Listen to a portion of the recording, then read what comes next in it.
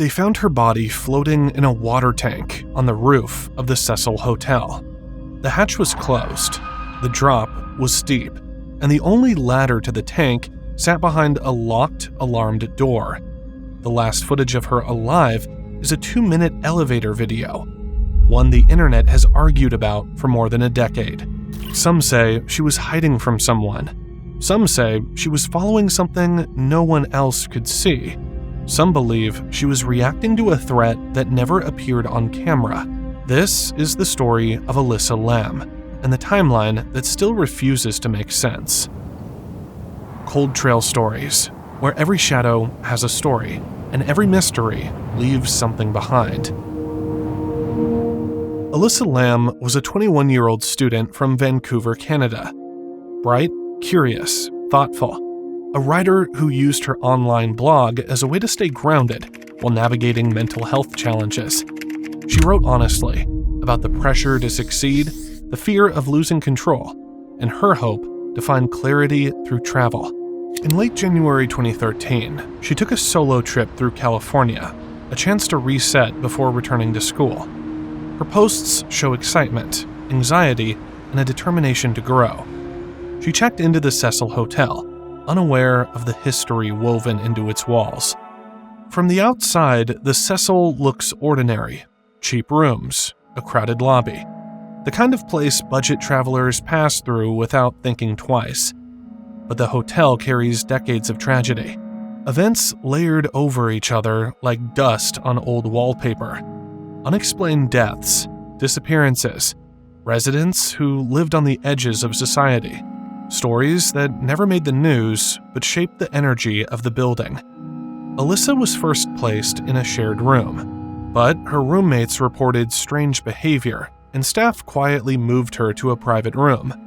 No police report, no incident file, just a single note. Guest acting oddly. What that meant was never documented. Elisa spent her days exploring Los Angeles. She visited bookstores, cafes, museums, updating her blog along the way. On January 31st, she called her parents. She sounded normal, hopeful, making plans for the rest of her trip. Later that night, hotel staff again noted behavior that concerned them, but nothing severe enough to call authorities. Then came the morning of February 1st, the day the security footage was recorded. Elisa steps into an elevator. She presses multiple buttons. The doors stay open. She peeks outside, steps out, steps back in, makes motions with her hands, deliberate, searching, almost like she's feeling for something unseen. Some believe she was afraid. Others think she was communicating with someone just out of frame. But the inconsistencies raise more questions. The timestamp skips. Several frames appear stretched or warped. Police never clarified whether the footage was edited. Entire minutes may be missing. This video became one of the most analyzed pieces of internet history, yet the most important details might be the ones we never saw. Elisa was supposed to check out that day. She didn't. Her family, unable to reach her, contacted police. Flyers went up across Los Angeles. Search dogs were brought in. They reached her door, but never alerted. The roof, however, was not searched, even though it was accessible through multiple points. Staff later said they didn't believe a guest could reach the rooftop alone. This assumption would delay the discovery for nearly 3 weeks. As days passed, guests reported strange noises above them, dripping, knocking, water pressure fluctuating at odd hours. Maintenance logs show that certain floors were checked repeatedly, but the rooftop tanks remain untouched. Security footage from key hallways was missing or corrupted. Keycard logs recorded entries that investigators later couldn't verify, and several staff members gave conflicting accounts of who last saw Elisa. The more investigators looked, the more the hotel's tangled infrastructure worked against them. On February 19th, guests began complaining their tap water tasted unusual. A maintenance worker climbed to the roof to investigate. 4 massive water tanks stood in a quiet row, cold, silent, undisturbed. One lid wasn't fully closed. Inside was Elisa. Her clothing floated beside her. Her phone and room key were missing, never recovered. The water level suggested she had been inside for weeks. To reach that tank, someone would need to access a restricted area, climb a high platform, lift a heavy hinged steel lid, enter the water, and either let the lid fall shut or have someone close it. Most experts agree. It would be nearly impossible for a single person to do this unnoticed. Investigators tried to reconstruct her path. Roof door, locked, alarmed. Opening it would echo through multiple floors. No alarm ever sounded. Fire escape, technically possible, but dangerously narrow and exposed several stories above the street. No fingerprints were found. Tank platform. The ladder was steep. The platform was slick. Lifting the lid required substantial force, and once inside the tank, there was no platform to stand on, only dark water and smooth metal walls. Even seasoned investigators struggled to repeat the sequence. When the autopsy was released, the details raised more questions. No signs of assault, no major injuries, no alcohol, no illicit substances. Her prescribed medications were found at lower than expected levels, suggesting she may not have taken them consistently during her trip. But this alone cannot explain the missing belongings, the restricted rooftop access, the heavy lid, the timeline gaps, the missing footage. The autopsy was revised 3 separate times, with no explanation for the changes. The final ruling, accidental drowning related to bipolar disorder.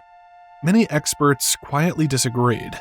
Dozens of theories formed online, but none explain every piece of evidence.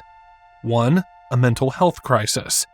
The official explanation, but it doesn't account for the physical barriers she would have needed to bypass.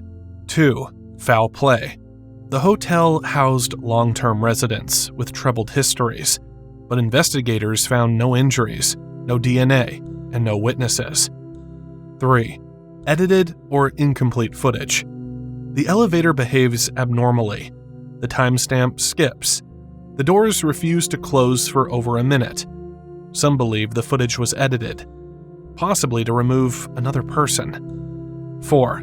The Cecil itself. Not in a supernatural sense, but as a building with a history of chaotic, overlapping tragedies. A place where vulnerable guests were left unsupported, and where emergency procedures failed more than once. Here is the most reliable timeline investigators could rebuild. January 31st. Elisa calls her parents. She sounds stable. Night of January 31st. Moved to a private room. Behavior noted as odd. February 1st. Morning. Elevator footage recorded. February 1st. Afternoon. Elisa disappears. February 2nd through 14. Search continues. Keycard logs fail. Cameras malfunction. February 19th. Her body is discovered. Everything between leaving the elevator and reaching the rooftop is missing from the record. Hallway cameras didn't save footage. Roof alarms didn't trigger. Witness reports contradicted each other. It is a timeline full of presence and absence. Some mysteries fade because time erases them. This one persists because too much is still missing. Why did the elevator behave the way it did? Who edited the footage and why?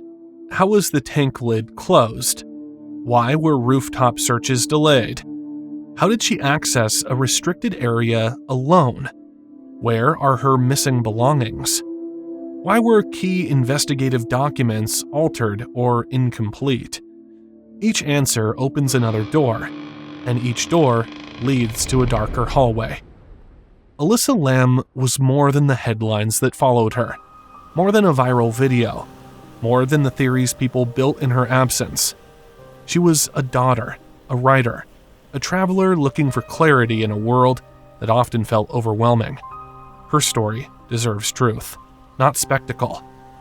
The lantern can illuminate the water, but it cannot show us who opened the door that led her there.